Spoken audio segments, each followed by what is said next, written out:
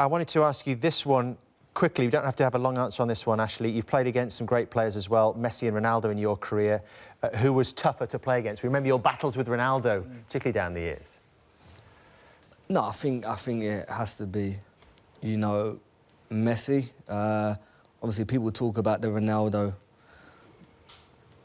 kind of comparison more because I played against him more. But no, I think to mark Messi was, you know, on his day, he was too good for me. But again, he's never scored. Yeah, quite right.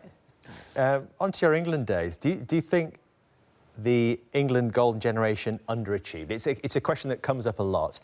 Let me just remind people of Ashley's time in an England shirt, not just the 107 caps, but also an ever-present in these major tournaments, 22 games on the bounce in major tournaments for England, which is extraordinary, Ashley. Was there one of those that you felt, yeah, that one slipped away, we could have done better there, we should have done better there? No, I think, you know, we was always confident going into tournaments. We had strong players in every position. But yeah, it just didn't happen for us. Again, you know, it's too hard to put a stamp on a reason why we didn't. We just fell short on penalties or not being good enough. And it's something I'll definitely look back on and wonder why we didn't. But I think a lot of ex-players and players that was in and around the squad, we couldn't put our finger on it. Maybe everyone was better than us. Other teams were better than us. Let's turn to this.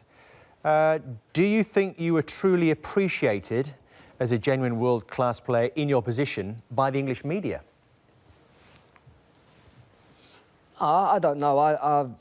I'm never, ever going to say I was the best or one of the best. I don't think it's for me to say. I just know one thing, that I always try to give my all for my team, for my teammates, but I leave that kind of stuff to people like you and Jamie. We'll let you two answer that one. Well, how would you describe your relationship with the press through your career?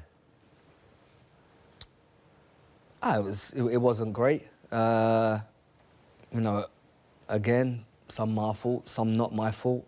But I just, you know, I've always been someone that just lives with it, you know. My job, I'm paid to play football. So whenever I go onto the pitch, that's all I want to do is play football, never let my teammates down or the manager down.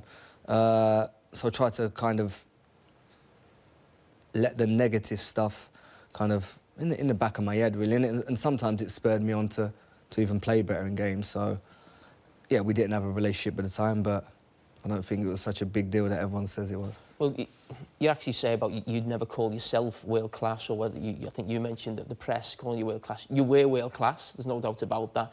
We talk about the golden generation of players, you've spoken about them, and there was a lot of players who we said were world-class. Sometimes you're not quite sure, some people have different opinions. Being world-class, for a start, is who can actually get in a world 11. Before you start, you know, there's 11 players for a start who are world-class at any one time in football. I think for 3 or 4 years, you were left back in the best team. I think that could be picked by anyone, Europe, the world, wherever it may be. And that's why you were world-class. So don't worry if you never got enough people telling you. You've got it on MNF. When you look, Ashley, at Raheem Sterling, he seems a player right now who's at the top of his game, but yet there is a difficult relationship again with the media. Do you see similarities with your own situation there? Yes and no. I think yes, there's definitely similarities, but mine was probably caused more than him, you know. I don't think he's done anything kind of wrong. So, me, I have excuse. I mucked up a few times, you know, so I get my situation. But with Raheem, I think he was just more of an easy target. I don't think they was saying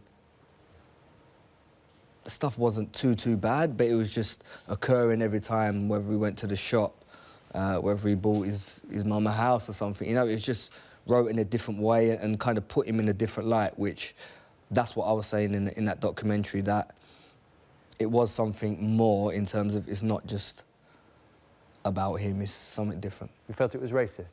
I'm not saying it's because he's, you know, because he's black. No, it's definitely not that. But I just felt that they make him more of an easy target. They keep putting him in the paper with a new car, a new tattoo, a new car. You know, people were going to start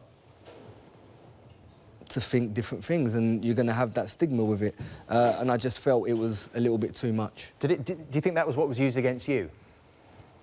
Definitely at times, I think, yeah. I think, again, I was an easy target. Again, my mistakes. But I was definitely probably an easier target than some other players. But I've never kind of hollered and shouted about it. I just took it. And my kind of way of dealing with it is I wouldn't speak to them. So, you know, it worked against me a lot of the times. But, you know, I kind of stuck by my guns and probably realised as well that I did make a few mistakes. We appreciate your honesty, Ashley, and we're glad you're talking now. Great to have you back in England, and we look forward to watching you in Derby as well. Thank you for your time.